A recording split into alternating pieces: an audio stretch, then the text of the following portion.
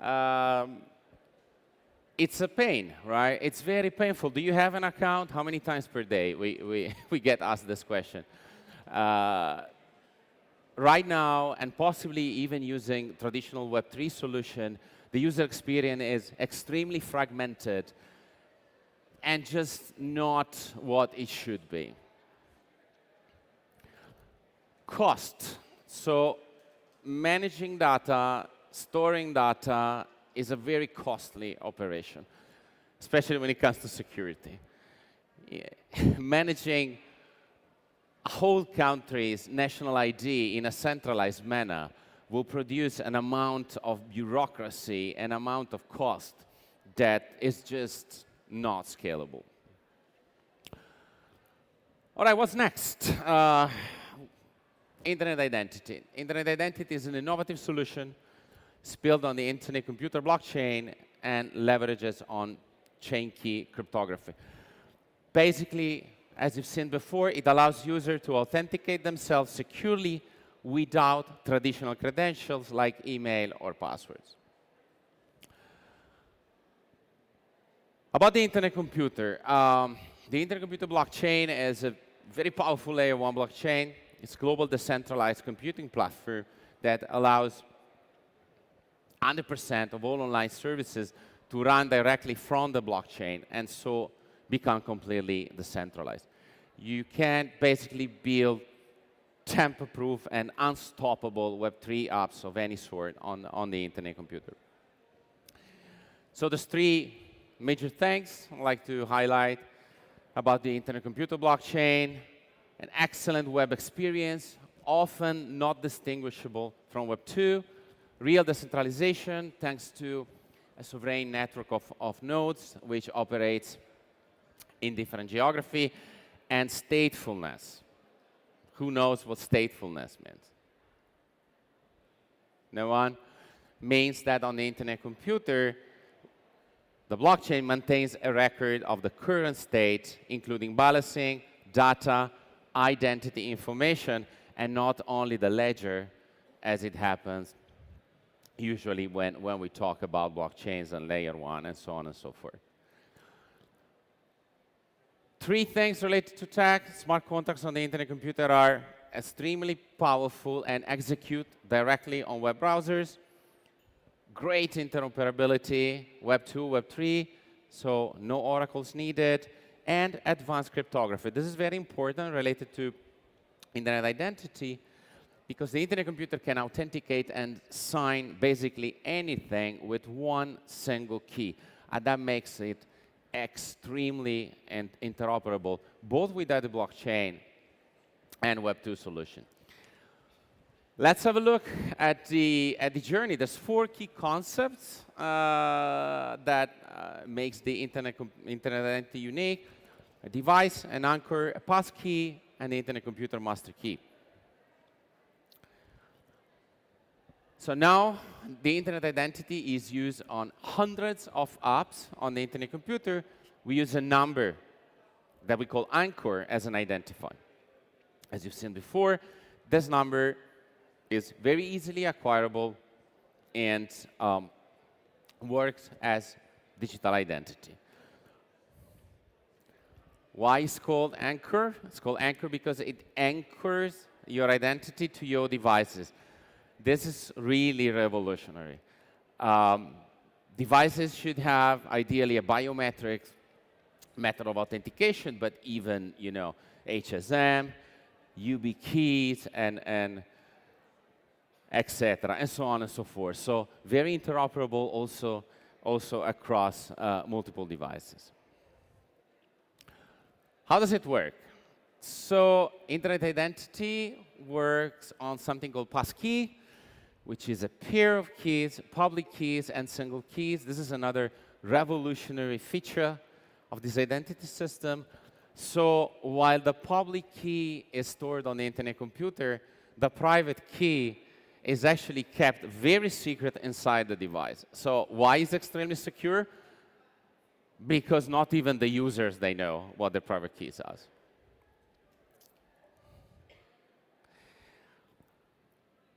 So adding multiple devices, which is quite a seamless operation, also means that each device has its own pair of keys. So resulting in multiple public keys being created for a single user for multiple sections.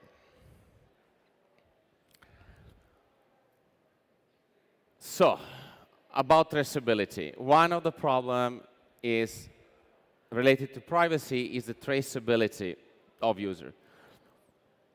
And that comes back to one of the ethos of blockchain, which is fairness. Web 3.0 system should be fair to all stakeholders, not only to the one in control. Through internet identity, and thanks to the fact that keys, public keys, are generated session by session and authenticated by the internet computer session by session, basically traceability by third parties across apps, what we might know in Web 2 as cookies, won't work. 3 takeaways here. Integrating with internet computers, internet identity will provide great benefits. Number 1, ease of use. Number 2, security, because already compliant with FIDO standard and W3C, and no tracking. So third party won't be able to make billions of dollars out of your citizens' national IDs. How about that? What's in for citizen and institution, where inclusion and access in the first place, such a system, which is a web browser-based internet identity system and a web browser-based wallet at the same time, will guarantee a better inclusion. Imagine how many people they do not have credentials to get access to different programs, to different schemes or incentives and stuff. Global accessibility, or at least accessibility across regions and across different industries, and even across different departments maybe of the same government.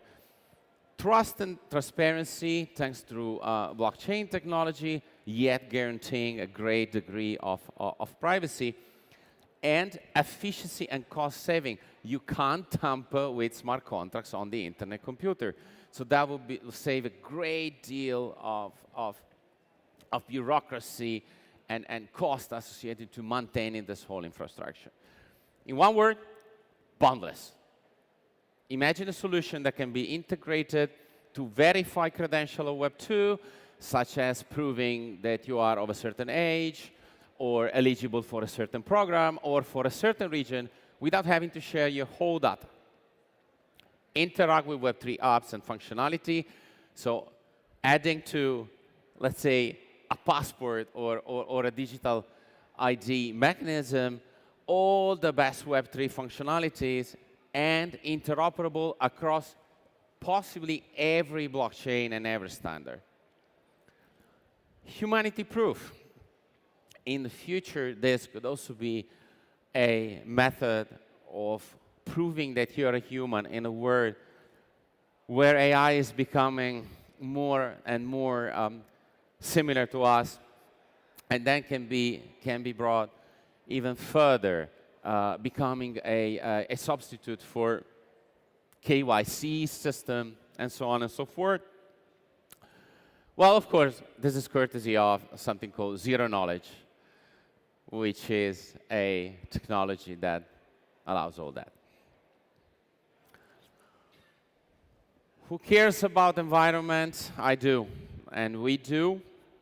At Affinity in general, the internet computer is a blockchain that is indeed very, very green, and not through greenwashing. We're talking about cost per transaction. There's a proof of green initiative, which Affinity is part of. We aim to set industry standard when it comes to reporting about carbon footprint and so on and so forth. There are studies that have revealed that one transaction or interaction on the internet computer, but potentially even on a national identity system, would be 3 times more green than a single Google search. And I think that this could be a very important message to conclude our keynote with. Please, go have a look at our website. You find all the information there, internetcomputer.org. Just scan the QR code. If you feel like, give a follow to myself at Definity on our preferred social media. And with that, I'll thank you again. I'll see you in a little while for the panel. Thank you very much.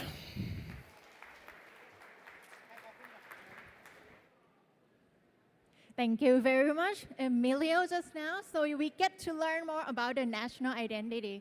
ค่ะก็เมื่อสักครู่นะคะต้องขอบคุณ Emilio อย่างยิ่งเลยค่ะที่ให้เราฟังนะคะเพิ่มเติมเกี่ยวกับเรื่องของ national identity เราจะเห็นเลยค่ะว่าระบบเดิมที่เป็นระบบรวมศูนย์กลางเนี่ยมันมีความเสี่ยงมากมายเลยนะคะไม่ว่าจะเป็นเรื่องของค่าใช้จ่ายหรือว่าจะเป็นเรื่องของการสแกมการแฮ็กต่างๆนะคะซึ่งด้วยระบบใหม่ค่ะทำให้เราสามารถที่จะมีตัว digital identity ที่เป็น anchor ผูกกับตัว device ของเราและใช้ได้กับทุกเทคโนโลยี blockchain เลยค่ะทำให้เกิดโอกาสที่ไม่สิ้นสุดนะคะ And thank you very much, Mr. Canessa. You have given us immense value on national identity. Next up, let's deepen our understanding with a panel discussion. Before we introduce our moderator, let me first welcome our esteemed panelists. Please join me in welcoming Mr. Ravikan Agrawal from Polygon Labs, Mr. Jagdish Panya from Blockon Group, Director of Southern Area at Digital Economy Promotion Agency, Mr. Prasha Asawatira, Digital Economy Promotion Agency, or DEPA, Dr. Sak Sekhuntot from EDDA, and still with us, Emilio Canessa. You want to? I will set it up for you. And now, to guide us through this insightful conversation, let's welcome our moderator, Chief Technology Officer of FinStable, Mr. Thanakon Karod ประธานเจ้าหน้าที่ฝ่ายบริหารเทคโนโลยีบริษัท FinStable จำกัดขอเสียงปรบมือต้อนรับค่ะ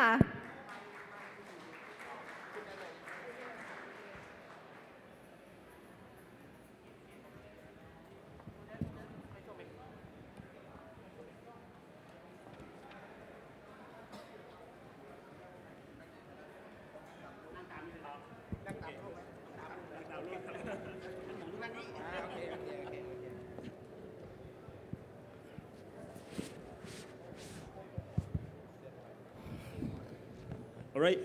Good morning, everybody. My name is Saini. You can call me Saini. My full name is Thanakon Karod. I am the CTO of FinStable. And today, I would like to introduce you to our panelists to talk about national identity. Okay. So here with me, we have two sides. We have the government side, Thai government side, who are wanting to develop the national identity. And we have the blockchain and identity service provider in the other side. So I'm very excited to talk to you guys about what is the plan for us in Thailand in order to improve our national identity. Okay. So first of all, before we come into the discussion, let me recap what we have discussed from yesterday. Because yesterday we have the national identity discussion from our government side to talk about the existing solution that the Thailand have right now, which is the national identity, which is NDID, and the second one is Thai ID from the government sector. They have that already, but the plan is how to improve, how to protect people who use this identity and preserve privacy. Okay? So in order to understand more about the existing solution, I would like to introduce Dr. Sak to talk about national identity and Thai ID that we have right now. Okay, thank you very much. In Thailand, okay, in order to provide digital ID services, you need to get license from my agency, basically. It became the law in 2022.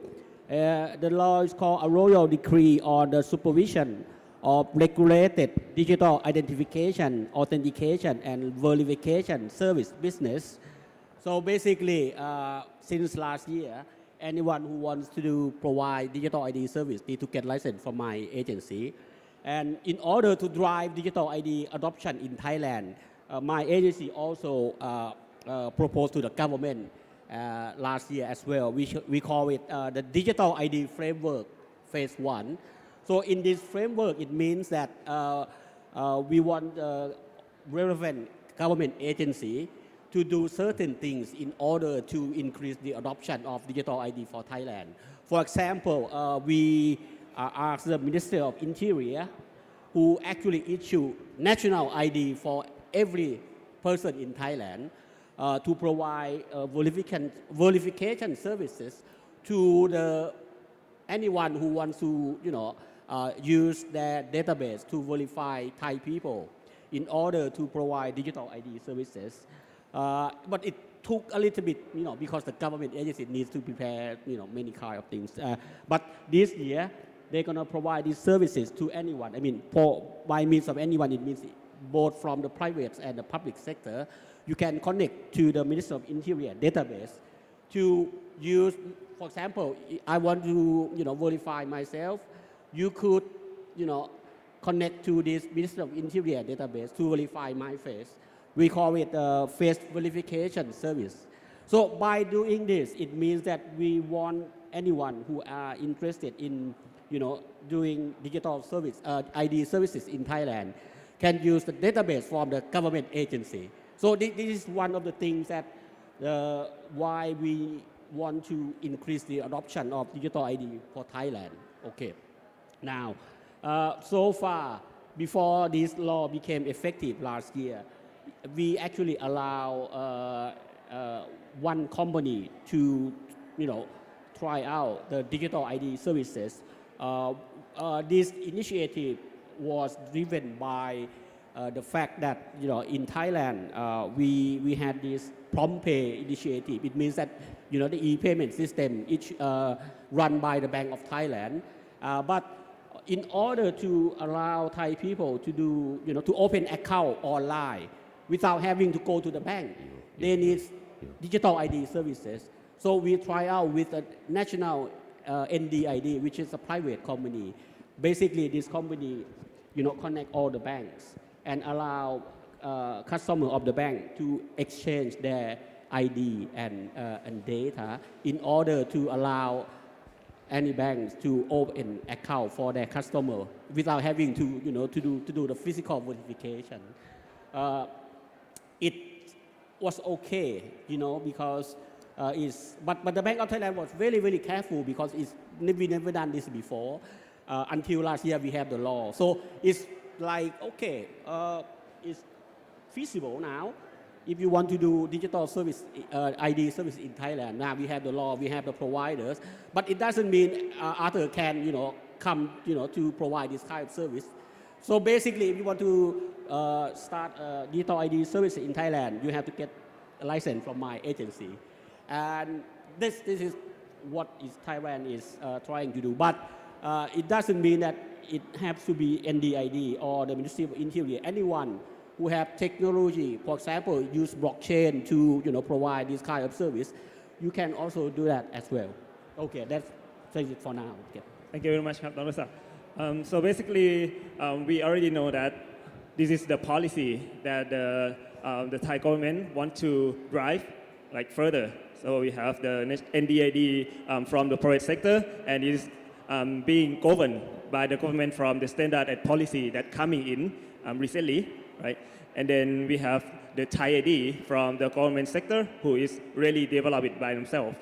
So right now, Thai citizen has their own ID card, but in the digital form, and they can use this kind of application to access and to identify themselves to do the digital transactions, right? That's the progress of the national ID in Thailand right now.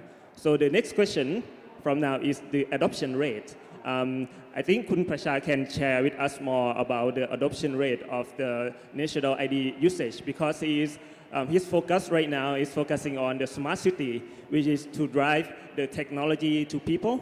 And one thing that is very important in order to drive the smart city initiatives is the digital ID, right? So people can use this online. So maybe Kun Prashad can share with us more about his initiative.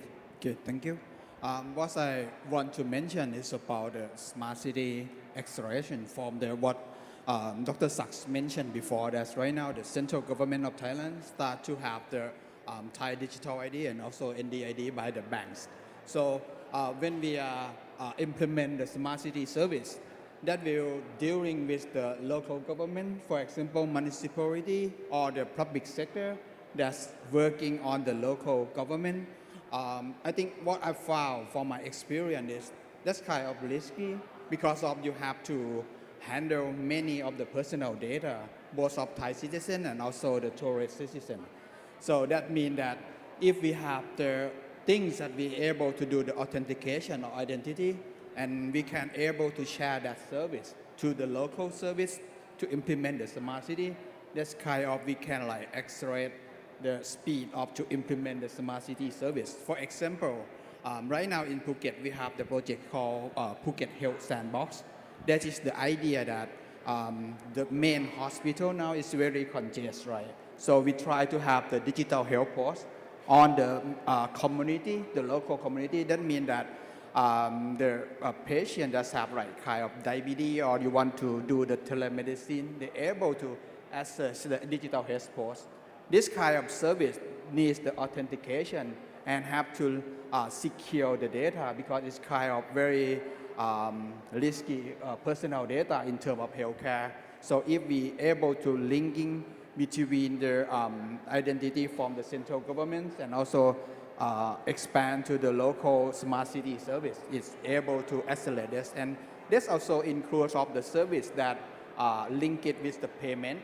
For example, we have the smart bus right now, and we want to everyone that's able to more easily to have the payment on the smart city service. I think that's kind of will help to accelerate more in terms of development of smart city.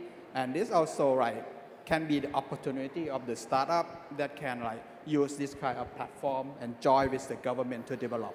Okay. Thank you. So from a part of the adoption, I think the challenging part of the national identity is three things, in my opinion. Okay, the first thing is the security. How do we protect the impersonation, right? The fake identity from someone who is bad, right? That's the first one. The second one is the privacy. So how do you keep the sensitive data while you are wanting to share the data between different organizations or whether in blockchain, the privacy is very important because the sensitive data, you need to keep it securely, right, privately. And the third one is the interoperability, which means that can you use the identity with the other external services, the other external ecosystem that has maybe different background layer, which has different kind of foundation, right? How can it interact together between them? So in these three problems, I think Jagdish can share us more about the market, like the development that you see the key players in blockchain industry trying to solve, and maybe you can share us more about some project that you see in the market right now. Sure. So I believe that 1.1 billion people in the world do not have their own identity. And out of that, 45% of that population is 20% poorest population in the world. So while we are discussing any identity related project implementation, the support from government is very important. And I believe that initiatives like 10,000 baht for 50 million population of Thailand can lead to adoption of identity with a wallet, which is a very good integration. However, considering regulations of cryptocurrency in various parts of the world, including in Thailand, interoperability of various regulators is also need to be integrated. So I see a definite possibility of DLT-based blockchain without token, to issue that 10,000 byte kind of incentive, which could be a localization drive for boosting more number of identity with wallets. Usually, government wouldn't be able to issue any scheme without financial incentives. And crypto and these incentive schemes can coexist with tokenization or non-token. That is something that I would like to ask my fellow panelists, like how do they foresee integrating existing identity application with cryptocurrency, with government's schemes, which is like a $500 million opportunity here in Thailand. Yeah. Okay, so we move to the service provider who are already working with the identity services, like from Polygon ID and also from ICP as well, because they already have their service. And I want you to share more about how do you deal with these three keys that I mentioned: the privacy, the security, the privacy, and interoperability. If we want to integrate this kind of system into the national level, like in Thailand, maybe starting with you first, Emilio. Oh, hi again. Yeah, sure. Can you hear me? Yes. Yes. As I pointed out before, there's three group of issues here: privacy, security, and experience. Interoperability comes with that because it's a nightmare now to have to do all these logins and stuff. So, how do you address security? Well, the solution that has been implemented on the internet computer has a very high degree of security. First of all, because it's browser-based, so it doesn't have any central point of failure. Second, there is a double key system between private key and public keys, which is, again, extremely functional when it comes to security. Imagine having the private keys stored in your preferred device and the public key authenticated by the Internet Computer Protocol blockchain, and your device is anchored to the blockchain through something that can be a number or an ID or an email. So it's very, very difficult to tamper with such a system. When it comes to privacy, so it's very important to understand that typical Web3 solutions do not prevent tracking. Okay. Typically, there is a public key, an ID assigned to the wallet, and there are already solutions in place where they can track different wallets, what they do, where they connect, and everything else. So it's important, as I said before, to understand that privacy it cannot be an empty concept. People keep saying, oh, privacy, privacy, privacy. At the end, it's getting worse and worse and worse, right? Privacy means having a certain degree of at least what we call pseudonymity. Okay, I don't want to use the word anonymity because nowadays considered a very bad thing. But that is the meaning of privacy. Privacy doesn't mean, you know, being tracked all the time, and even more because you do it through the blockchain. So forgive me, but I become very passionate when it comes to this. So again, internet identity on the internet computer, due to the fact that the internet computer can easily sign with one key, the public keys related to the identity generates session-related public key. It means every time you kind of log in somewhere through the internet identity, your public key is different. So again, it's basically impossible to track cross-app. And we believe this guarantee a very high degree of privacy. When it comes to experience, where possibly the internet computer as a user experience that is hardly distinguishable from Web 2. Why? Well, first of all, because there's no oracle needed. to interact cross-chain or Web 2 and Web 3. Finality is extremely fast, both within the same subnet and among different subnets. And one peculiarity that I haven't mentioned before, so on the internet computer, there is something called reverse gas fee model. So users are completely exempt from those infamous gas fees that we all know about. Developers pay gas fees, which are anyway extremely cheap through an internal sort of stable coin, which is pegged to a basket of currency. But one of the reasons why the experience is almost the same over two, also because you don't have gas fees in the middle. Okay. Oh, sorry if it was too long, but I think that's Thank you very that's much, enough. Emilio. Maybe Ravi can share us more about the Polygon ID side for security, privacy, and interoperability. How do you tackle that? Sure.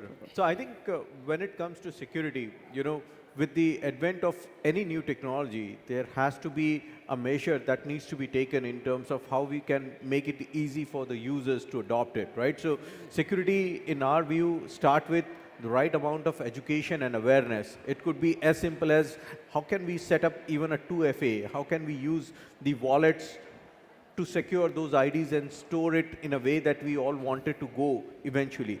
From a government perspective, also very glad to see that the digital identity framework kind of initiative, those are also important measures when it comes to making a system more secure. I think from an interoperability perspective, we personally feel that an ID is such an important aspect that it should not be just made for an application or for an ecosystem, or not even at a national level, but rather it should be one ID which can be accepted universally. Right? So that is the level of interoperability that it should have. It should not be restricted within certain ecosystem where it becomes like a siloed, right? And that level of interoperability, how can you make it easy for anybody to verify without, giving that kind of a geographical boundaries? From a privacy perspective, at times we eventually just bypass reading up those all privacy settings and we just click as a user consent and move on in order to save few minutes of reading time, right? So privacy to a certain degree has not become a very integral part yet. And that is where, how can we ensure that user privacy eventually get to a point where we all wanted to see it? However, when it comes to an implementation leveraging a solution like Polygon ID, we have been always thinking in terms of creating a better design. And a better design which says that we really don't want it to put everything on chain, right? In order to ensure that we are compliant from a data protection perspective and also ensuring that the PII information is not going on chain. A best design would be to limit the amount of data that goes on chain. And that is where, some of the important aspect that comes in play is how can we have off-chain storage? How can we bring in selective disclosure? How can we bring in zero-knowledge technology at the front in order to bring all those privacy aspects that are very important? At times, you can adjust with the other data, but with identity, it is such a critical data of a user that once get lost would have a really long implications on a user. And that's where, bringing in that kind of a privacy angle, which is mixed of making it secure and also bringing in convenience, is going to be very, very important. Right. So maybe I will end up with the close comments from some of you. Maybe anyone from you can pick up this last question. So in order to move like the Thai National Identity Service into like the more secure and the more interoperability support, what do you think it is the most challenging, the most hard part to make it happen in order to make implementation as well and to the adoption and to use in the, like people, Thai people can use it in the future? What do you think it is the most challenging part? Maybe some of you can pick up this question.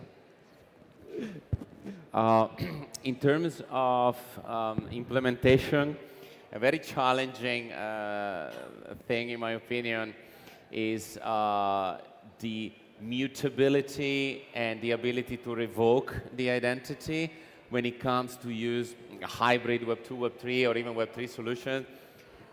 And this is something that we have addressed. We can go into details later. If you want, you can reach out to me at the booth. I can explain why.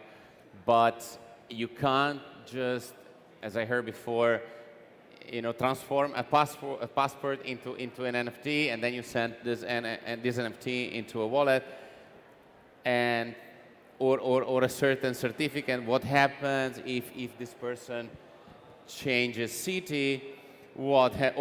Or sex, or God knows what. I mean, what happens if you need to revoke certain privileges in a region or another? So a certain degree of mutability and the ability of evolve and revoke, it might be a big challenge to switch to Web3 technologies when it comes to identity. Yeah. I think just adding a little bit color to it, from our perspective, technology should be invisible, right? What we should be doing in terms of an adoption is what are the real applications where this would matter a lot, right? So let me just give an example. Let's say if I'm using Grab for my taxi services, right? And if I'm using it for a particular address, maybe consistently for 2 or 3 months, that gives me an idea that this may be my home address, right? If this address is not matching to some of my other profiles, maybe in my telecom, how can I make it easily interoperable in terms of using this as my home address and maybe correcting into many other systems, right? So that kind of an adoption where it becomes very easy for the user, first of all, to use it. I don't have to teach how to use WhatsApp. I don't have to teach how to use YouTube. Similarly, the technology should become invisible, and it should be the application of that technology that can be embedded into our daily life for the easy storage of those credentials and then easy verifications of those credentials to avail new services.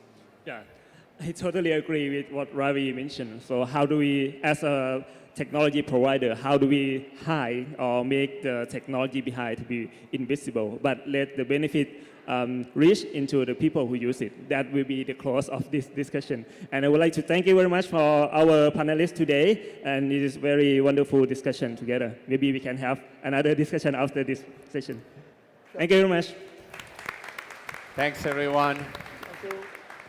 Thank you very much, our panelists and moderators, for this insightful sessions that we get to learn more about blockchain application in public sector ค่ะก็ต้องขอบคุณนะคะผู้เข้าร่วมเสวนาทุกท่านค่ะรวมถึงผู้ดำเนินรายการของเราที่ทำให้วันนี้นะคะเราได้เรียนรู้เพิ่มเติมค่ะเกี่ยวกับการใช้บล็อกเชนในภาครัฐนะคะและเราจะได้เห็นเลยค่ะว่าในเรื่องของ Internet Identity นะจะมีอยู่ทั้งหมด3กุญแจหลักๆที่เราจะต้องคำนึงถึงค่ะไม่ว่าจะเป็นเรื่องของ privacy หรือว่าความเป็นส่วนตัวของข้อมูลนะคะ security ความปลอดภัยค่ะรวมไปจนกระทั่งถึงกุญแจหลักสุดท้ายก็คือเรื่องของ interoperation การที่เราสามารถที่จะใช้ระบบนี้ร่วมกันกับระบบอื่นๆค่ะ and now moving on, let's take a moment to acknowledge and express our gratitude to thank our sponsors whose support has been instrumental in making this event possible.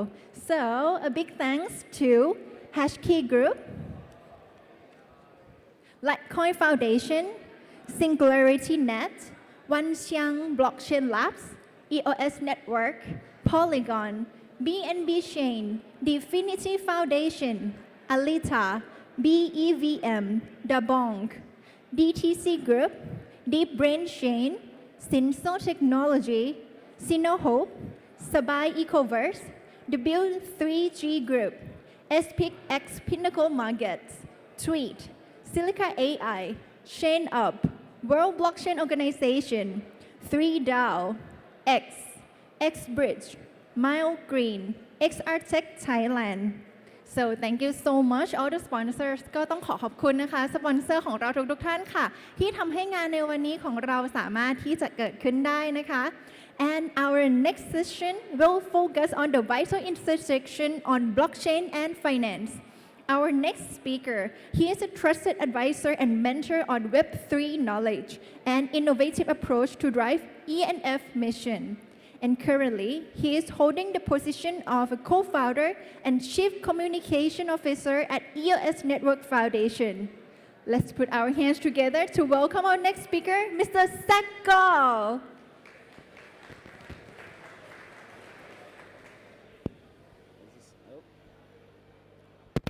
Whoa, can everyone hear me? All right. Thank you guys all for being here today. I'd like to first off thank FinStable for hosting this event. It has been amazing. This whole facility, this building, the co-working space and everything that they're building here is world class. I've been to a lot of different places all over the world to talk about Web3, to introduce new people to Web3. You can hear my voice just being in these environments. I just get so excited. I just can't stop talking about it. So I apologize for the voice. But this has been amazing. So could I get a round of applause for FinStable? All right, so I'm Zach Gall. I am one of the co-founders of the EOS Network Foundation. We launched about 2.5 years ago with my partner and CEO, Yves LaRose. I also serve as the Chief Communications Officer. I've been working full-time in the Web3 space for over 8 years now, and that's a really long time to be in this space. Multiple bear markets, bull markets. I've read more Bitcoin obituaries than you'd ever believe. I invested in some really terrible ICOs, some really good ICOs. I've seen some really good ideas, some really bad ideas.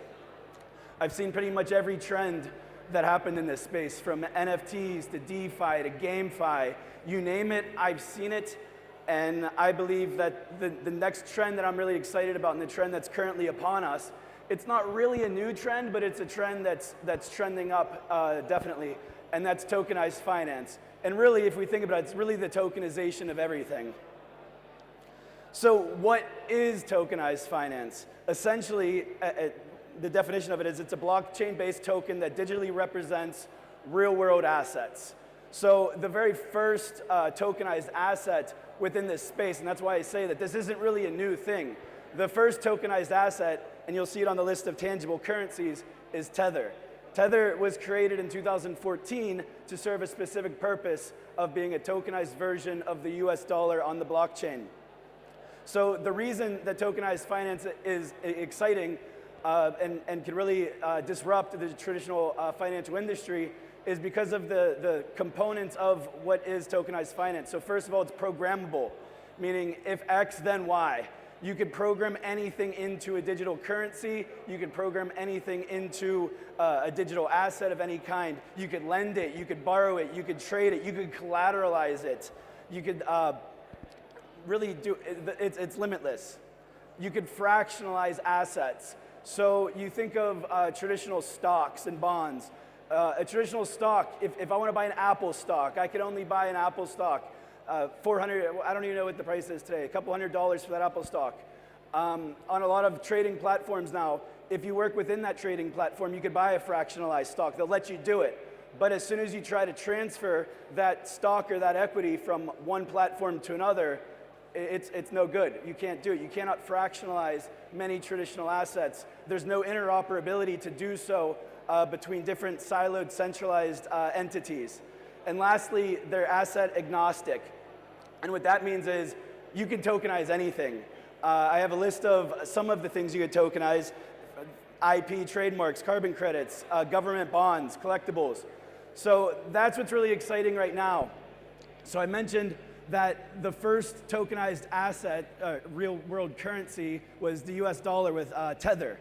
So right now, as it stands today, I checked CoinMarketCap this morning, Tether has roughly $100 billion market cap right now. So that means Tether, the company, has $100 billion of US dollars sitting in a bank account. Right now, with the interest rates that you can get at a bank, you're getting at least a 5% interest rate, fully liquid capital, no lockup, doing nothing. Tether is making $500 million per year just by storing those dollars in the bank for you. But the trend that we've been seeing more recently is the next level down of tokenization. So for example, the tokenization of government bonds. So there's several companies, I met some yesterday that are here today that are working on doing so. So you tokenize a government bond and you have a yield-bearing asset that is now tradable and interoperable, and anyone could access it anywhere in the world. You don't just have to, for a US Treasury bond, you don't have to be a US citizen. You could be a Thai citizen, a Venezuelan citizen. You could access it anywhere. So that's why I'm really excited about tokenized finance. And just like I said, tokenized everything. Boston Consulting Group did a study last year where they predict that there's a $16 trillion market for tokenized assets by 2030. And that's part of a multi-quadrillion dollar industry, but that's just what they're predicting to be tokenized on blockchain. That's huge. Currently, if you look at CoinMarketCap, in total, every asset, and that includes tokens that are not fully liquid, it's a $1.7 trillion market cap. So the industry stands to grow significantly. Over the last couple of years, we've really seen the takeoff of DeFi. So many of the people in this room, you understand what you could do with these financial instruments when you really decentralize them and make them fungible and allow innovation to really happen on it, where you could stake tokens into a liquidity pool and generate income, and then you could collateralize those LP tokens to do something else with them. You could build stacks on top of stacks to really build the next generation of the financial system, and we're starting to see it today. Actually, to add to that, BNY Mellon, which is one of the largest banks in the world. BNY Mellon is the bank that your banks probably bank with. They did a study, they did a survey roughly a year or two ago where they surveyed every asset manager in the world. And 97% of the largest asset managers agreed that they were interested in tokenized finance. But then they took that survey a little bit deeper, and they surveyed every asset manager at the head of the asset management bank or funds that managed over $1 trillion of assets. Out of those asset managers, 100% believed in tokenized finance as being the next generation of the financial system. Just last week, Larry Fink, the CEO of BlackRock, so I don't know if you guys have been paying attention to the news, but last Wednesday, the first Bitcoin spot ETF was approved by the US SEC.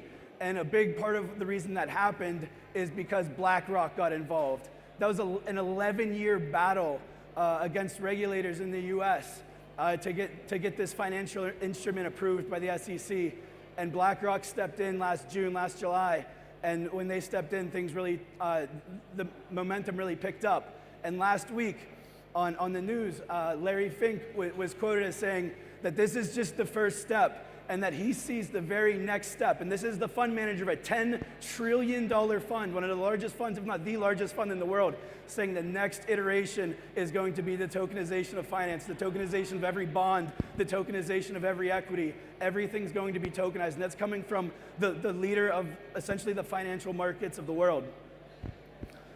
So there are numerous benefits for tokenizing financial assets. It can improve many of the existing systems. So the first one that everyone's interested in, reduction of costs. So reduction of middlemen, improvements of efficiency. So you think about anytime you've participated in the traditional financial system, if you've ever bought a house or ever bought a car, how many signatures did you have to sign? If you bought a piece of real estate, how many people were in the room? How many different agents had to be in the room to sign off on different paperwork? All of that could be automated on a blockchain, and all of the costs associated with those people's time and the time to audit it all of that could be removed. You get superior transparency. Because of the blockchain, everyone can see everything. You see who owns what at any given time. One of the reasons for the 2008 financial crisis was because of a lack of transparency across the different silos. There were bad mortgages being sold to other entities, and then those bad mortgages were being wrapped up in other bad packages, and the whole system collapsed. A lot of that could have been prevented if the traditional system was tokenized on a blockchain, and I think we're going to start seeing that over the next tens of years. It won't happen super quickly, it'll be slowly then suddenly, and we're starting to see a trajectory increase to the suddenly starting to begin, especially with, like I said, the comments from BlackRock, the SEC finally approving Bitcoin. Things are really going to pick up, and they're going to continue to pick up.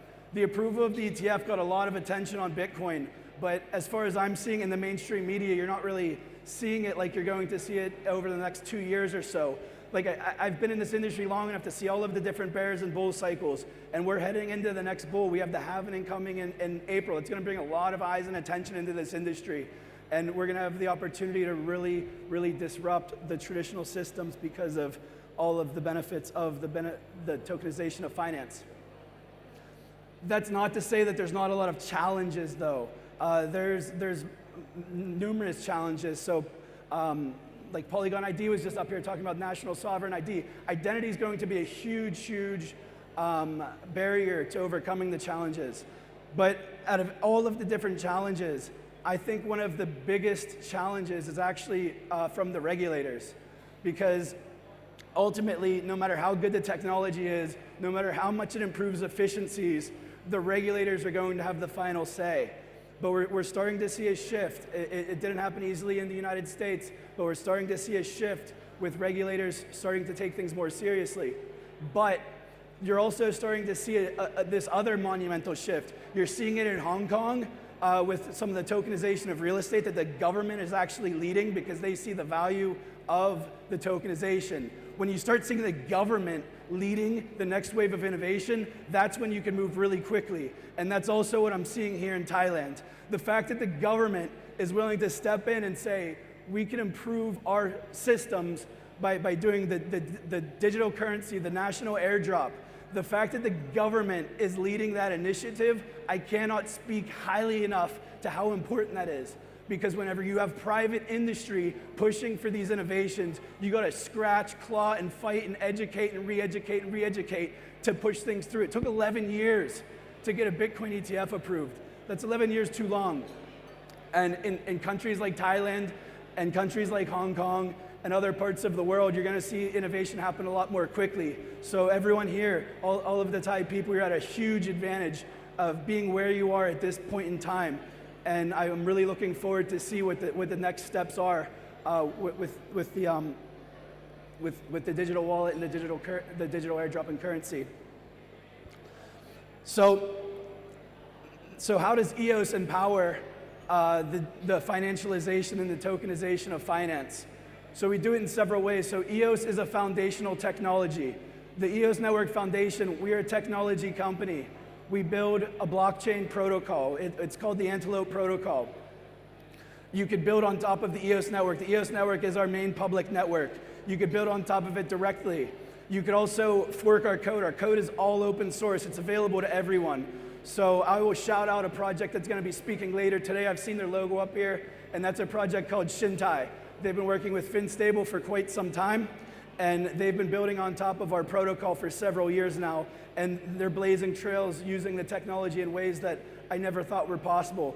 And with them leveraging the technology, they're making it easy for anyone to tokenize any financial instrument in a legal jurisdiction, with jurisdictional baked into the blockchain components. Very recently, we partnered with a company called PassPay. So PassPay is one of 2 licensed providers of the Japanese yen. So essentially, they're one of only 2 entities in the country of Japan that could issue a Japanese yen token. And what they're doing, they needed a very specialized blockchain. Traditionally, they would have had to have launched their own private blockchain, separate from any public network, but it would lack the interoperability with the public network that you would traditionally get. So what they did is, because EOS is a foundational technology, you could actually build virtual machines on top of the EOS network. We're running the Ethereum virtual machine on top of EOS right now, and it's by far one of the most performant, if not the most performant EVM on the market. I'll even jump ahead to the next slide and to prove that case. So traditionally, and you even saw it on the last slide, you always hear transactions per second. That's the main metric that you hear when you talk about performance of a blockchain. Because it's easy. It's okay, how many transactions can you do in a second? But it's counted differently. It's not an apples to apples comparison.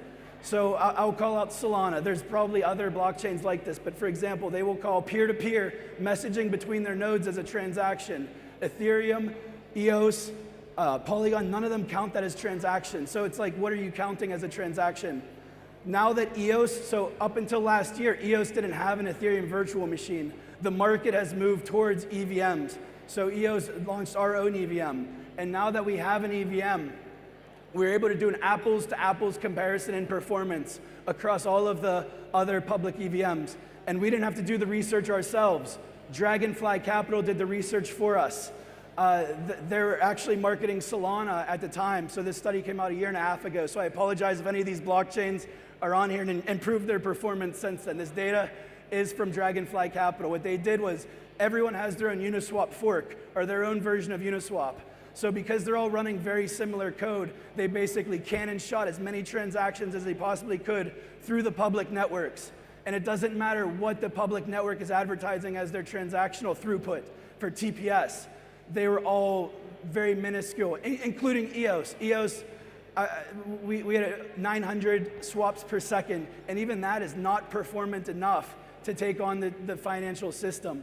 So we do still have a long way to go from being able to take on the whole financial system.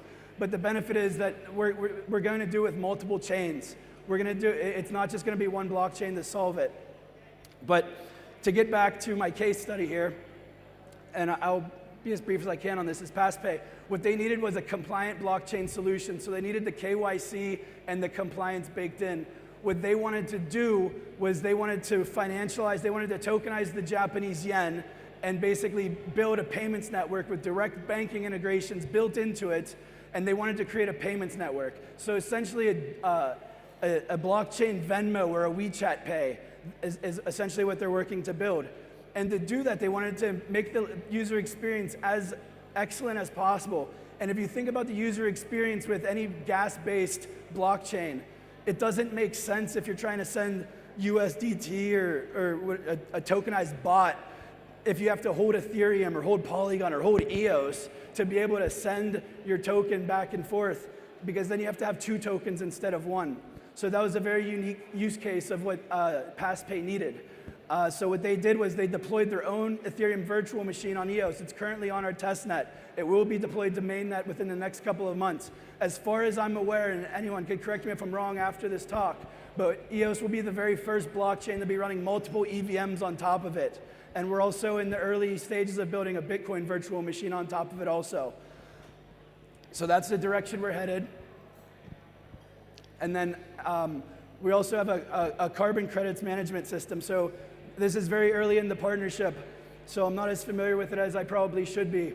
But we're partnering with a Hong Kong agency with doing an intelligent Internet of Things. They're putting sensors into real estate in Hong Kong that are going to analyze basically the carbon production, the pollution, the energy efficiency of these buildings, and they're going to tokenize the carbon credits, and they're going to financialize them. So they're doing that on the EOS blockchain because they did their research, and the EOS blockchain was the only blockchain solution that would help them scale, and we had the only team of engineers that were able to help them do it.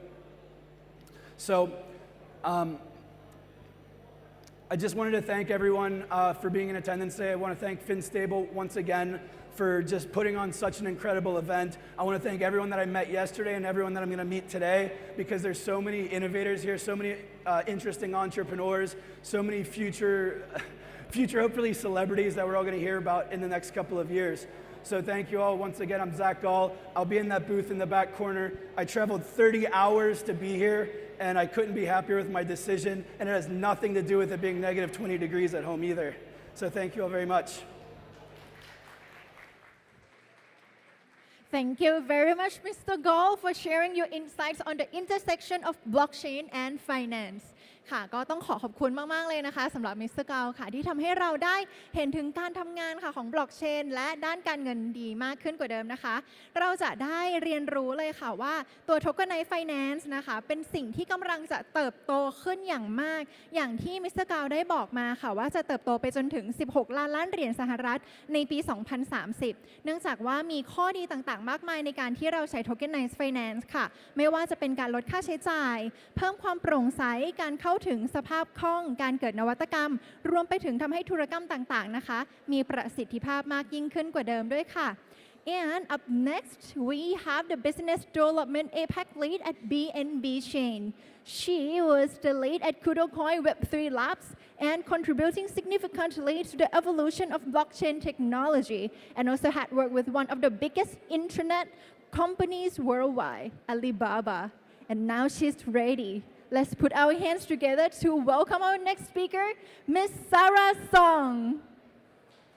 Thank you. Hi guys, can you hear me? Hi.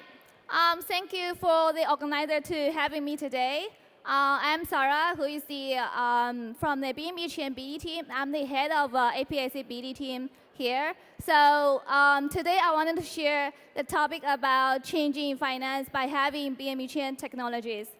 So to start with, I wanted to share some data which Zach have already shared before.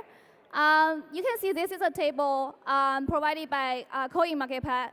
So we have the global cryptocurrency market cap at around 1.8 trillion US dollars as of today.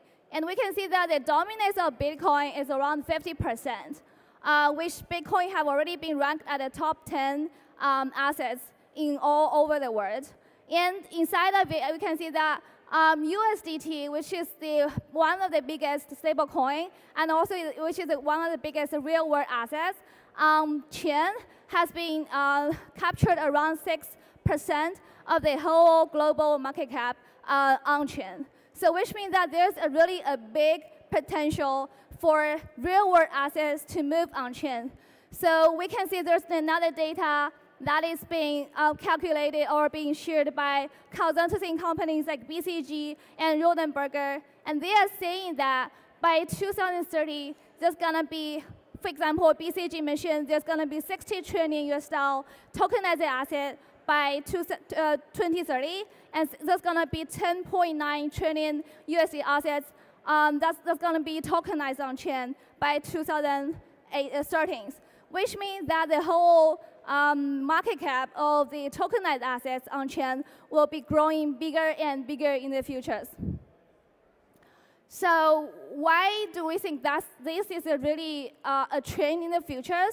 So we need to elaborate a bit more about how blockchain can really changing traditional finance. There's two really important technical features that we need to highlight over there. The first thing is about blockchain is really enabling financing to be having a really decentralized ledger compared with the centralized ledger that is we having in the traditional finance.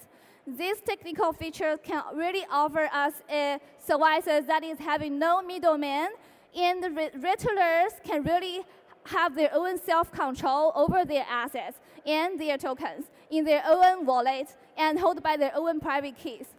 And also without the middleman, we can do on-chain transaction with more high efficiency and also saving a lot of cost. For example, for the cross-border payments, we don't need that much time to wait, and we are saving the cost by having the P2P transaction services offered by public chains.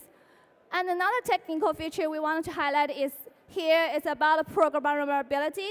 So by having smart contract on any kind of EVM chains, we can have a real programmable mining and DeFi logo building on top of these assets.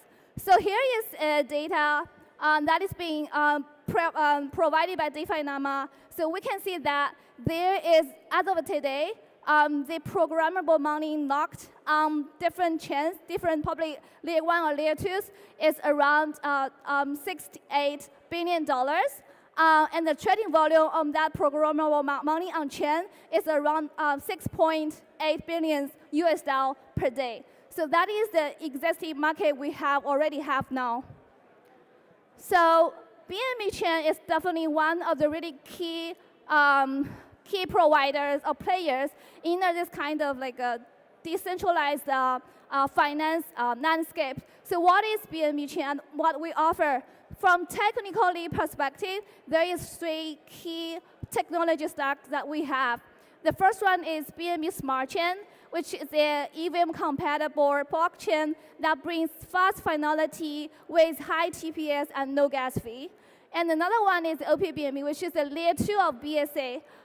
We build it on top of OP Stack. And by having OPBNB, we can offer a more lower gas fee and more higher TPS for our dApps and our chain users. And another one is BNB Greenfield, which is the decentralized storage protocols. By having BNB Greenfield, we are really introducing an entire new structure and economy paradigm for data in the Web3 areas, which means DataFi can really be achieved by combining the storage services offered by BNB Greenfield together with the smart contract function that is offering on BNB Smart Chain and OPBNB.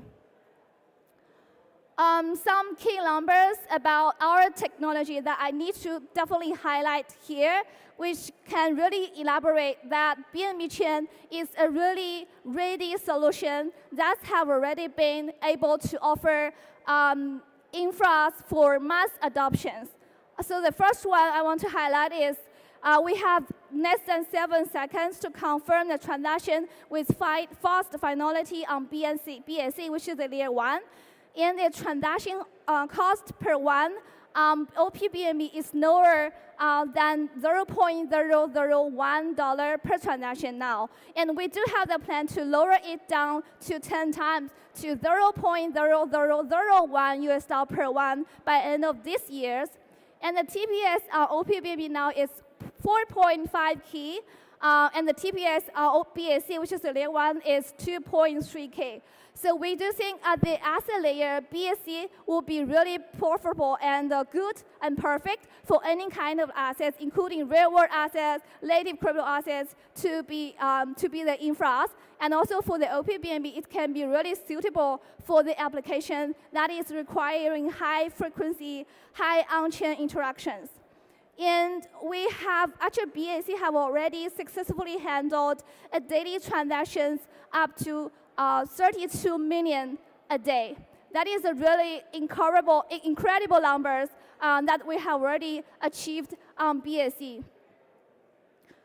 So how exactly is BNB Chain really changing the finance? We back to the topic we are sharing today. So here is a landscape that I wanted to elaborate more on what is BNB Chain doing regarding finance. So you can see that underlying is the settlement layers, which we offer through BNB Chain technical stacks, including BSC, OPBNB, and Greenfield. And on top of the execution and settlement layers, we have infra layers, for example, digital wallets supported, and we have oracles that is providing on-chain or off-chain data to our finance applications. And we have cross-chain bridges, and we have DEX indexer providers that is providing a really perfect and comprehensive infra solutions to our decentralized financial application building on top of BNB Chain. And besides the infra layer, we have another layer called asset layer. In this layer, we have different kinds of assets, including stable coin, for example, BUSD, FDUSD, USDT, USDC, etc. We have synthetic assets, and we have RW assets. We have also native crypto assets like BNB tokens. So on top of this infra and asset layer, we can see there is the real built and decentralized finance application that is really offering decentralized finance services to the on-chain users. So we have different segments of those kind of applications, including DEX. DEX here we mentioned is about the AMA kind of DEXs that is totally different with other books, which can guarantee instant transactions on chains. So we have the top DEX players like PancakeSwap, like Uniswap, etc. That's already been successfully launching and offering trading services, spot trading services on BNB Chain. And we have lending protocols, for example, Venice, Radiant, Kinza, etc. That is offering a seamless on-chain programmable lending services to any kind of user, which means you can deposit your tokens on chain and get a loan from chain in terms of the stable coins or Bitcoins or BNB tokens according to your own demand with a specific interest rate. And we also have liquid staking service provider. By having this kind of liquidity staking service providers, token holders can get a stable yield return by simply depositing their assets on top of BNB Chain smart contract. And we have stablecoin, we have derivatives that is offering perpetual products to users. So users can really do long and short for their assets totally fully on-chain. And we have yield protocols, etc. We have a lot of like DeFi application and also including payment solution, etc. building on top of BNB chain. So how is the performance of the whole DeFi ecos on BNB chain? There's some really important data I want to share as well. This is really use cases. This is really something on chain. So first of all, one key numbers is that we are the ranking top 30 largest TVL across all layer 1s or layer 2s. So for now, the TVL means the token value that's being locked on chain. The TVL on BNB chain is around 3.6 billion US dollars as of today. And OPBNB as a layer 2 of BNB chain has the TVL of OPBNB is also growing really, really fast. It has around 500% growth for previous months, which is January this year. And there are already over 723 DeFi protocols that have already been built on top of BAC and OPBNB, according to the data from DeFi Nama. But actually, I do believe that there's even more DeFi dApps that's already been building on top of our ecosystems. So that is the general data about our DeFi ecos on BNB chain that we already have. And why the whole DeFi eco of BNB chain is so robust? It's because of the strong engines we have here for DeFis. One thing I want to highlight here is the basic layer, which is definitely the DEXs, services, providers that we already have. So there have been already 787.7 billion US dollar cumulative DEX trading volume on BNB Smart Chain. That is the number that is overcome all maybe other layer 2 solutions. With 472 million trading volume per day. That is the trading volumes that's already been happening on BNB chain. And about the lending part, we have 1.2 billion US dollar assets that's been already locked in the lending protocols on BNB chain like Venus. So that really guarantees an inflow of liquidity necessarily to boost the lending of assets in BNB. And besides that, we have stablecoins. Before the BUSD stablecoin, which is natively building on top of BNB chain, have over 10 billion US dollar circulations or market caps. Under the wing down of BUSD, we have a new stablecoin called FDUSD, which is growing really, really fast as one of the most powerful stablecoin on BNB chain with 2.1 billion market cap and is growing very fast as well. And we are talking with other different stablecoins in other countries like Japan, like Hong Kong, to move their digital currencies to BNB chain to enable the on-chain payment, the on-chain lending, and the on-chain trading powered by BNB chain technologies. So why those DeFi protocols is choosing BNB chain? Here are some reasons. Actually, this is a reason not only for DeFi, but also for any other kind of dApps, including GameFi, AI, DataFi, etc. So something I wanted to highlight here. Firstly, we are really removing the cost barriers for any kind of dApps or users on chain. So we believe that when blockchain gas fees become negligible and block speed is noticeable, true Web3 adoption will really be there. So OPBNB, as I mentioned, have a really low gas fee.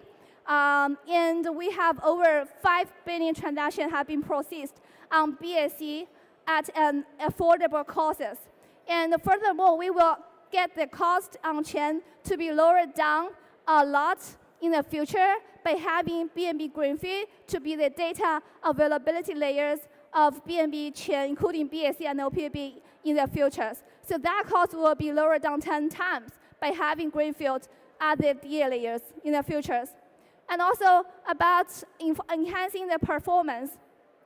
we understand that the importance of performance and scalability when onboarding the next billion users. So with BAC, we have handled 32 million daily transactions.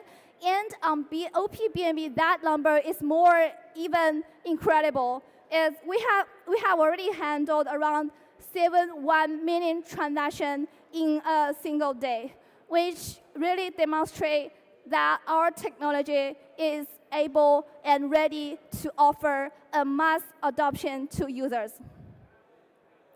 And we have 1.1 million DAU numbers which have already been there on BNB Smart Chain.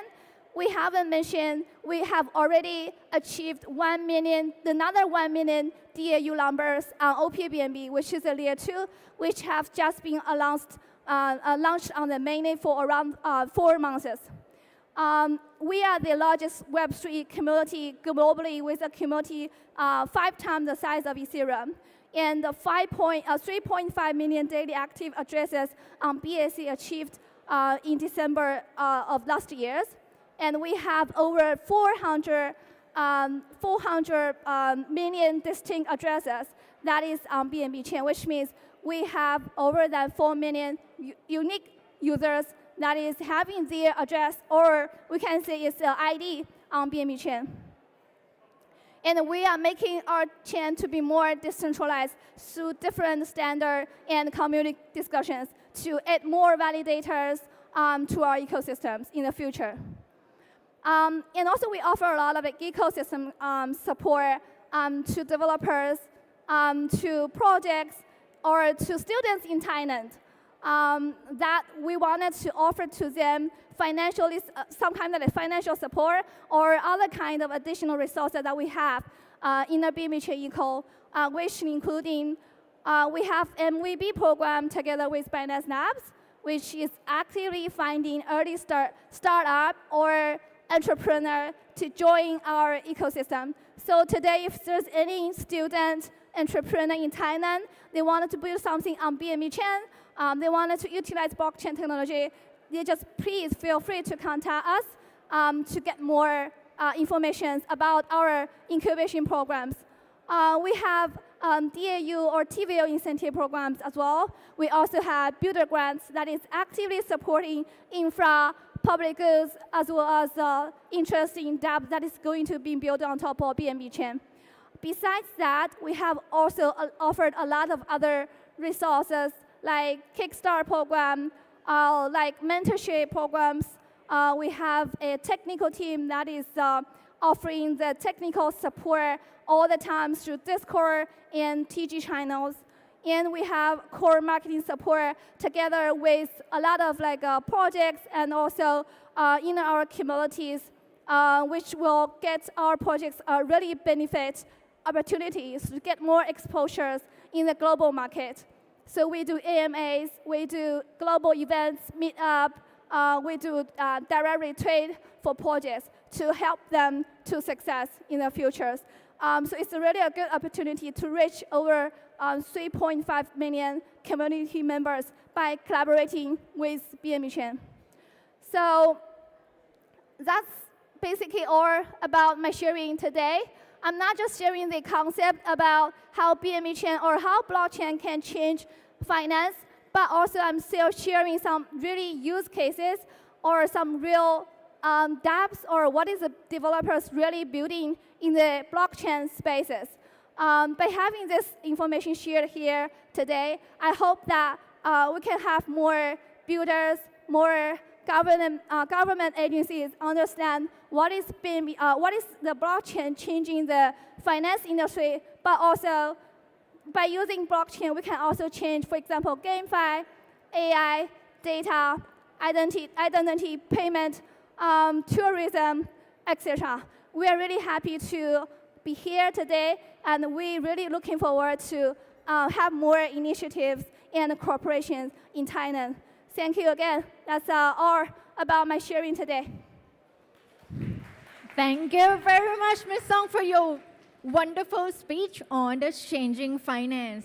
ค่ะก็เมื่อสักครู่นะคะเชื่อเลยค่ะว่าทุกท่านเองก็จะได้รับข้อมูลข่าวสารเพิ่มเติมนะคะว่าบล็อกเชนไฟแนนซ์ของเราตรงนี้เนี่ยมันสามารถมาเปลี่ยนแปลงอะไรได้บ้างค่ะอย่างที่คุณซองได้เล่าให้เราฟังนะคะว่าไม่ว่าจะเป็นเกมไฟล์ DeFi หรือว่า Data ไฟล์ค่ะเมื่อได้มาใช้ตัว BNB Chain ก็สามารถที่จะปรับเปลี่ยนการใช้งานได้มากมายนะคะเพราะว่า BNB Chain ค่ะมีจุดแข็งไม่ว่าจะเป็นในเรื่องของการที่เราควบคุมทุกอย่างได้เองไม่ได้มีตัวกลางค่ะและก็ประหยัดค่าธรรมเนียมนะคะโดยที่ค่าแก๊สอย่างที่เรารู้จักกันนั้นต่ำกว่า 0.001 เหรียญดอลลาร์สหรัฐและสามารถทำธุรกรรมได้อย่างรวดเร็วค่ะใช้ระยะเวลาน้อยกว่า 7 วินาทีทำให้ใน 1 วินาทีนะคะสามารถที่จะรองรับได้มากถึง 4,500 ธุรกรรมหรือ 32 ล้านธุรกรรมต่อวันเลยทีเดียวค่ะทุกคนก็จะได้เห็นแล้วนะคะว่าจุดแข็งของ BNB Chain มีมากมายเลยค่ะที่สามารถที่จะมาพลิกโฉมของบล็อกเชนพลิกโฉมของหลายๆวงการได้นะคะ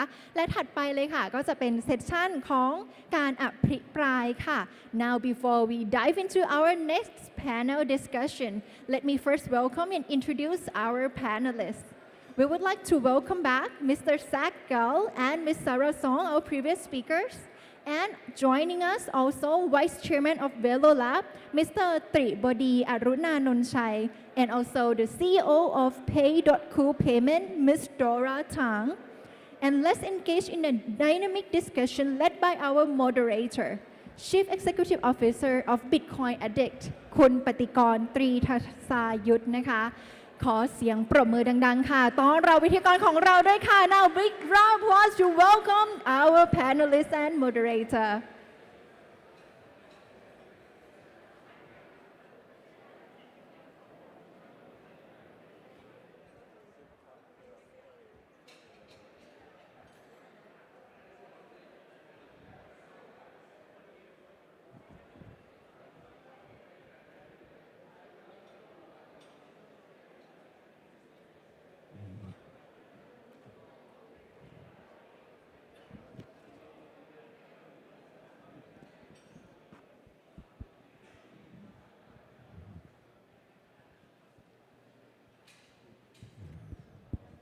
Okay, so hello guys.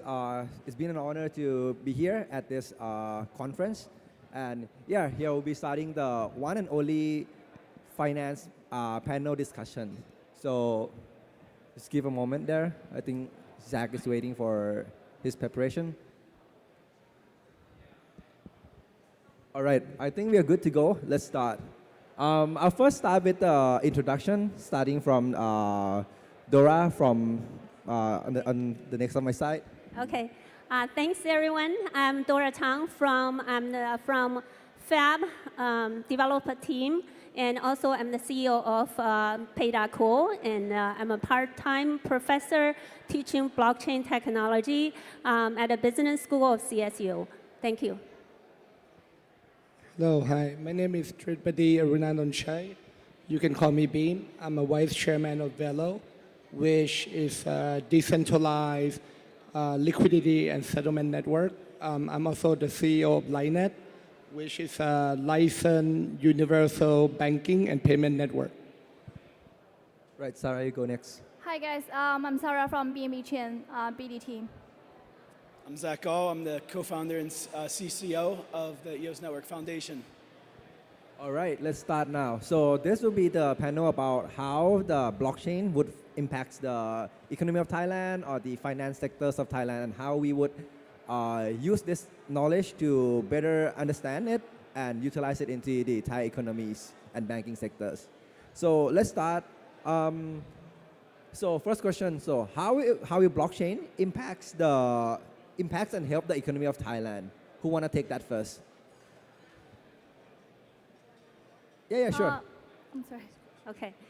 So for the economy of Thailand, I think there are a few points that we can benefit from. One is transparency, that efficient, and for the sector, different economy sectors, also the tourism is very important in this country, and all those, and can you improve the trustworthy, the investors' confidence, and go against the corruption. And there are a lot more. I'll give other people a chance. All right. Kuchachawan, you want to go next? Yeah, so we're actually working on 2 to 3 live use case. We are actually the only company in Thailand that got sandboxed by Thai Central Bank. However, we cannot PR yet because we can PR in 2-3 months. We are the only company now that can send USDC into the Fireblock wallet of the bank in Thailand, and Central Bank recognized that as a US dollar. Okay, we send USDC to the Fireblock wallet of a bank, and Central Bank recognized that as US dollar. As soon as we send that, that bank will have to instantaneously send baht into any bank account in Thailand. So that could be announced in a few months, right? So that's a live use case of how we use stablecoin to replace SWIFT. Okay, so I think the quest for the next few years is how can we replace the banking network on the settlement part, because the bank only operate during the bank office hour, it can't operate during the weekend. So now we try to integrate the ability to settle 24/7 using stablecoin linked to multi-currency virtual account. So the quest here is ultimately we can bypass the bank general ledger. The other case that we're actually working on a case with our neighboring country where their currency are very fluctuating between, like it fluctuates on the volatility of 200%. So now we are working with government to use gold as the RWA real world asset to issue the digital gold, and then allowing the government to lend that digital gold to the businesses as well as to the citizen in form of the use digital wallet to receive. The digital gold will serve as the second currency to be the stable currency for the business to hold, and then they can basically do international business without worrying about the volatility of their local currency. And there are many more that we're working on, but those are the 2 use cases that we believe can really increase the real mass adoption of crypto. And in the past, right, in the wave 2, we are focusing a lot of projects like DeFi focusing on investor greed. But these 2 projects example of how blockchain can actually create a real utility, whether it's the speed, whether it's the real efficiency in the financial product and help the country economy. Right. Sarah, you can go next. Yeah, I think first of all, the most important thing about how blockchain will benefit the economy of Thailand will be there's gonna be more job opportunities that is offered by a lot of like big blockchain companies if Thailand regulators is really welcoming them to join in this industry, these countries. So which means that there's gonna be more opportunity offered to local Thailand people.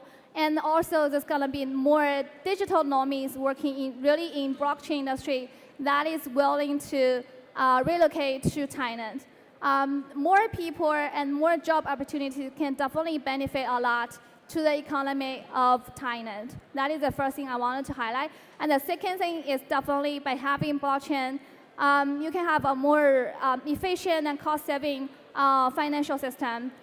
For example, payment services that is being enabled by stablecoins. You can do a lot of like cross-border trading without middlemen, and you can save a lot of cost. And the users can really have a really more friendly experiences by having that. And also, blockchain industry can change in and bring in a lot of new kind of like, businesses that is that can be happening in Thailand. Which means in Thailand, you can use blockchain to get more new technology companies building there. For example, utilize blockchain in tourism, utilize blockchain in data industries. That can be a really new engine for the whole economic growth of Thailand.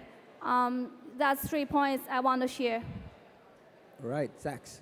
So I'll turn it around and say, how can Thailand benefit the blockchain industry?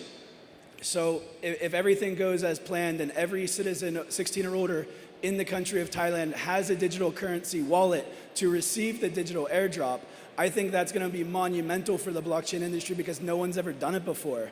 I think that's the biggest thing that could happen between the relationship of blockchain and Thailand. Traditionally, Thailand's already been a leader in this space. They're one of the first countries to regulate centralized exchanges, for example. So this is just another piece of a larger trend of actually Thailand innovating and leading the blockchain space rather than the blockchain space leading Thailand. All right. So, I mean, to summarize the question, right? So, I mean, how it helps Thailand? It helps Thailand in a couple of ways. No matter it's reducing corruption, helping with payments with faster efficiency, trans-border transactions, and empowering like smaller people, empowering like the communities to be able to do something with it.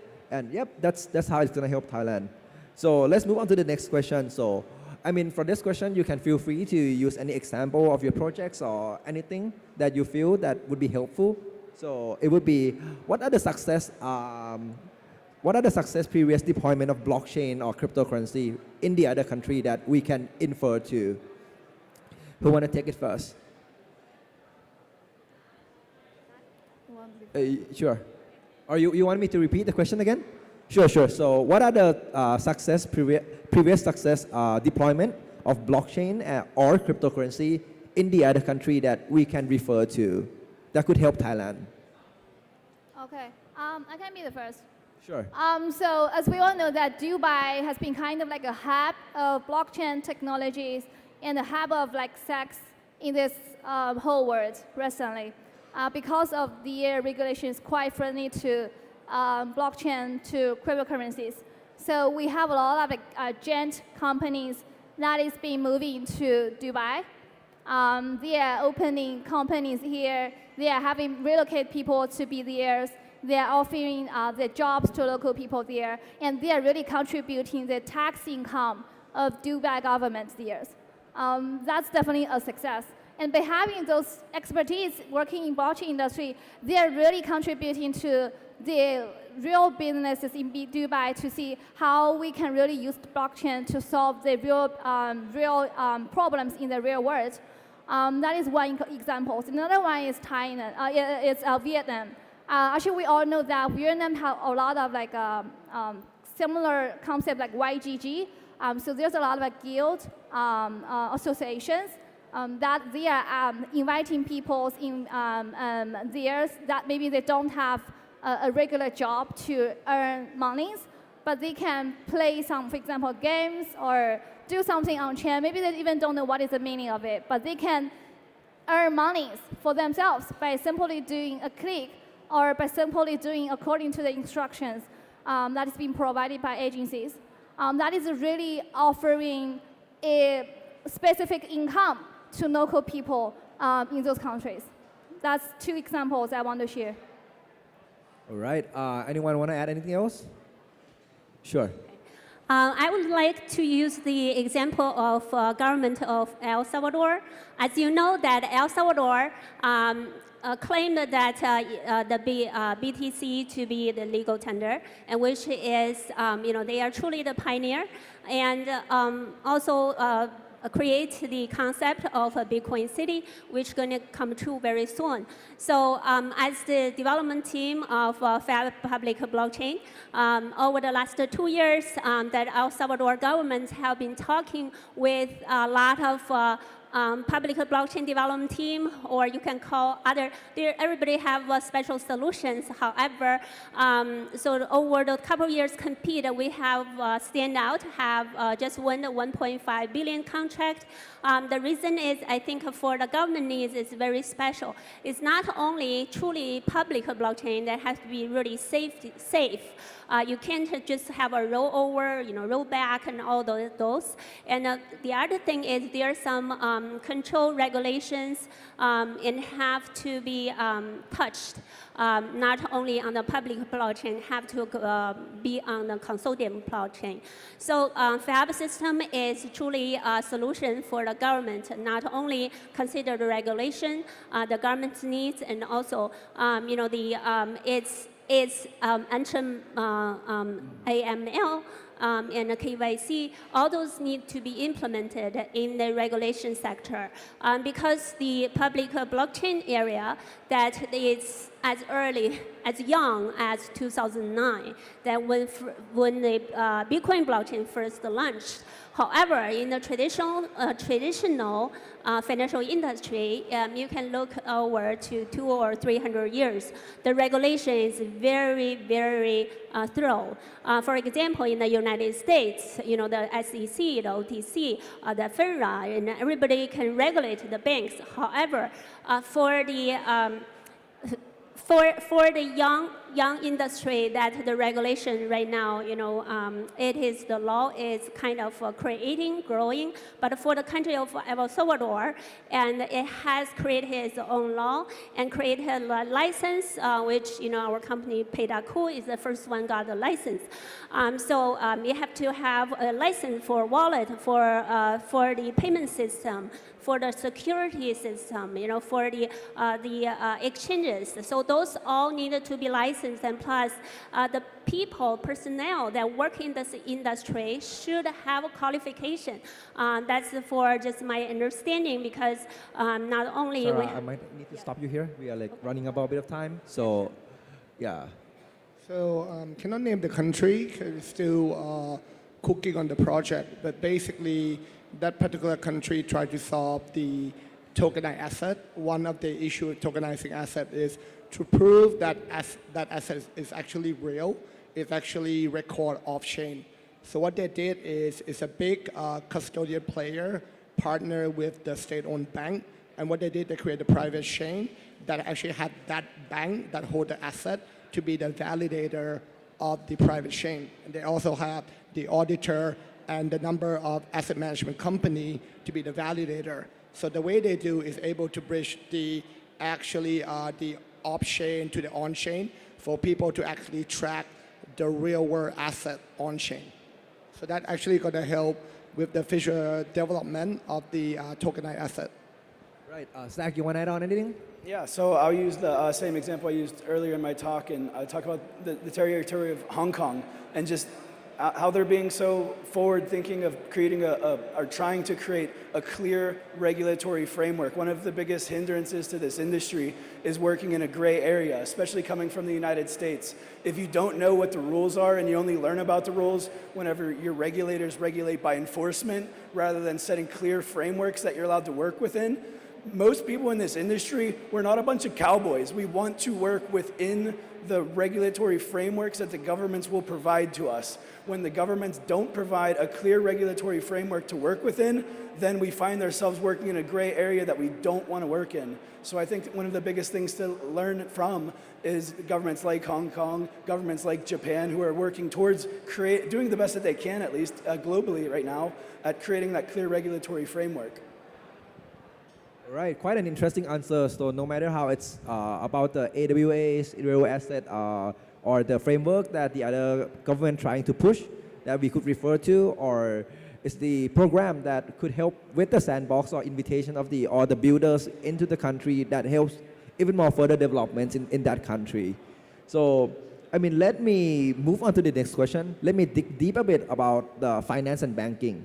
So, in which way do you think the blockchain technology would impact the banking sector in terms of securities and efficiency?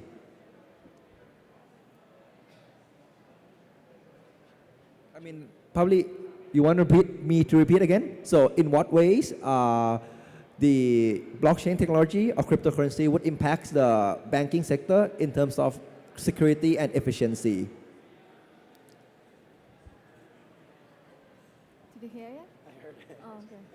Yep. I mean, it's open like for discussion. It could be like pros and cons. One more time, right? One of the biggest issue in the banking industry is the letter of credit. Currently, when you try to do the LC or trade finance, it's become a local affair, and you don't really have a real trustless relationship. Let's say you have a letter of credit from a Japan bank. It needs a validation from maybe the bank in US or bank elsewhere to be able to be implemented in a country like Thailand. So right now, there's an initiative to work on the concept of borderless finance, which means let's say I'm a US company and I don't have a bank in Thailand. I want to get some sort of letter of credit to get a loan here to do business. There's an idea of bridging the Web 2 to Web 3 to be able to put the asset on chain and use that asset as a bridge asset for you to get some sort of credit in country like Thailand. And I think that is actually good for the bank because certain bank in Thailand also is a big Web 3 innovator.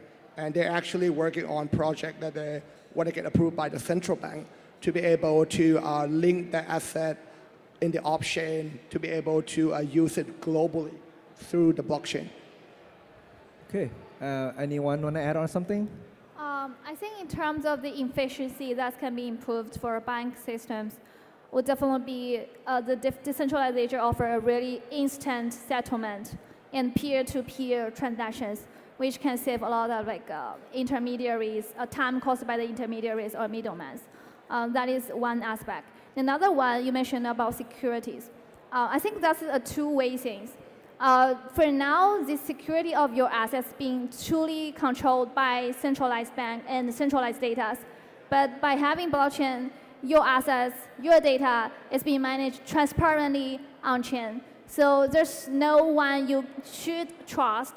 It's trustless. So you can definitely know what is happening there, and you can definitely know what you should do if there's something wrong happened. But in return, actually, there's a lot of a security issue as well on blockchain by simply having, for example, a lot of hacks happening to the smart contract or your personal wallet. So that is also a benefit to having banking and those kind of regulated organizations to join in this space to offer a more compliant services to blockchain users or to digital wallet users. So they are more regulated and they are more organized. They have license. They really refer to the regulation in different countries. So they make sure that this custody or digital wallet services that they're going to provide is really secure. Compared with nowadays, there's a lot of third parties, random companies offering custody services to regular users, but they are not really taking responsibility for the secure of users' assets. So I think this is a two-way thing. It's not just beneficial to bank system, but also when we have in bank system joining these industries, we will have also some other benefits bring to blockchain spaces. Right, Zach or yeah, so Zach? You actually said something I could piggyback on.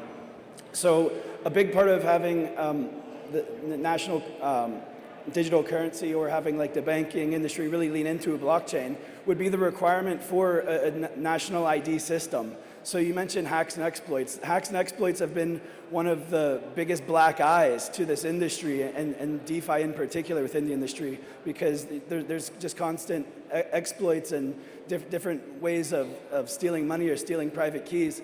But if you could build a framework around the actual tokens themselves that they could only be sent between other wallets that have a national ID. So if I tried sending to a wallet that didn't have the national ID associated with it, then it just won't send to them.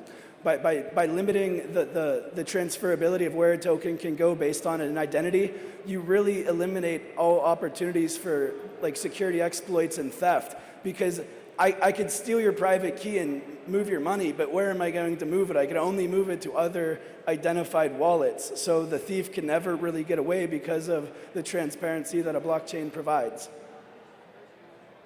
Right, Dora, Yeah, take the last concerning one. security, I just want to add a couple of points that has its traditional financial system, it's not as secure as the public blockchain, of course. So it's the blockchain technology is really improving the security. The other thing is the efficiency because it's cut off the middleman. That's definitely more efficient. So the other people already gave you plenty of examples. All right, moving on to the last question. So it would be, what are the major regulatory challenges facing blockchain technology in the finance sectors, and how can those be addressed? What are your opinions on this? You can go first. I think the hardest one is always the KYC, right? Our company own every fintech and crypto license in Thailand. And we try to connect our e-money, our crypto exchange, crypto license together to create a real seamless experience. The problem all along being that, let's say you have a crypto exchange, or you have a decentralized exchange where don't really need KYC. When you actually do on-off ramp, you need KYC. And with KYC, there are different layer of the transaction size.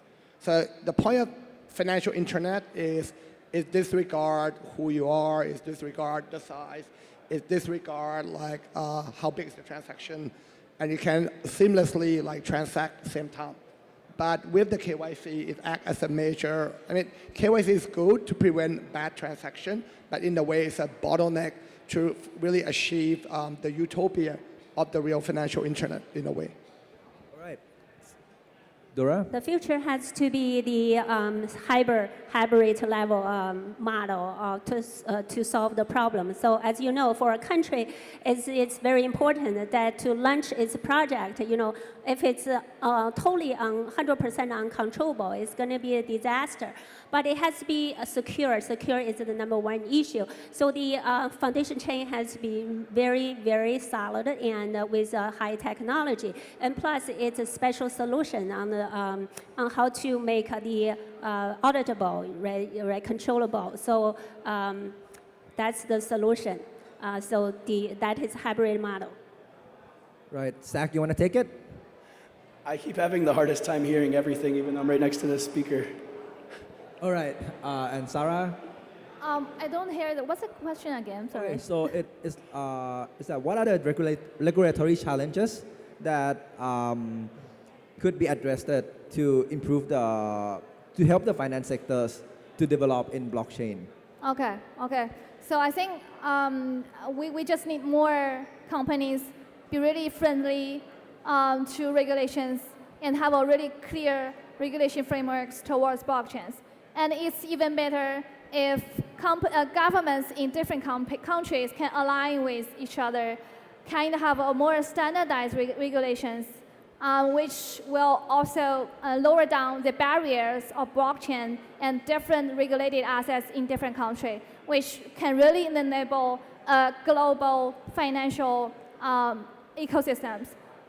That's my answer. All right. Yeah, just to tie into that, the lack of standards across the industry is one of the biggest issues. And the more a regulator and countries can work together to create standards to allow for interoperability between the different protocols, between the different tokens. You think about, there's so many different companies here doing like tokenized real estate or tokenized bonds, but they're not really interoperable with each other necessarily. So the more and it doesn't necessarily have to come from the regulators, but it could. But the industry as a whole just needs to work towards more standards and frameworks so that everything can be interoperable together. All right, I think that's it for our session. So it's quite a lot of useful information here that I hope it would be beneficial for a lot of listeners and audience here, and also even the governments and regulators. And yep, that's it for our session. Thank you. Thank you very much our panelists and moderator ค่ะก็ต้องขอบคุณมากๆเลยนะคะสำหรับผู้เข้าร่วมอภิปรายค่ะและผู้ดำเนินรายการของเรานะคะ That was a very valuable session that we get to learn more about the intersection of finance and blockchain เมื่อสักครู่ค่ะเราได้รับฟังนะคะมุมมองความคิดจากผู้เชี่ยวชาญจากหลากหลายสาขาเลยทีเดียวค่ะทำให้เราได้เห็นค่ะว่าบล็อกเชนนั้นสามารถที่จะเปิดประตูแห่งโอกาสและความเป็นไปได้ใหม่ในการแก้ปัญหาของสังคมได้มากมายทั้งนี้ทั้งนั้นค่ะเรายังต้องอาศัยการสนับสนุนของทางภาครัฐในการที่จะมีกรอบกฎระเบียบกฎหมายต่างๆเพื่อที่จะเกื้อหนุนให้การขับเคลื่อนเทคโนโลยีตรงนี้ไร้รอยต่อและปลอดภัยค่ะ and now moving on.It is time for our well-deserved break. Let me introduce to you a little bit about our place. So here is the 5th floor. It is the exhibition area and also the main stage where you have our friendly MC and also all the keynote sessions. And on the 4th floor, we have a cafe. We have 3-DAO exhibition area and the Sky Lounge. And we have also 25% off VR game park. On the third floor, we have VIP lounge with free food and drink. So if you are looking for some breaks, some refreshments, feel free to drop by at the third floor. And on the second floor, we have live broadcast of today's session, and also it is the seating area. And on the first floor, we have Crypto Cough, which is our cafe in front of the building. We have also the food truck, and we have live broadcast as well. So we hope you enjoy yourself and that you would get to network. And also, for today, we have special session as well, in which it will be during the afternoon, during the break. We have a special session by Spy Ecoverse, so please head to Spy Chill Out Zone on the second floor at 1 p.m. to 1:20 for their presentations. And thank you once again our sponsors who make our event possible. I'll see you after lunch. Thank you.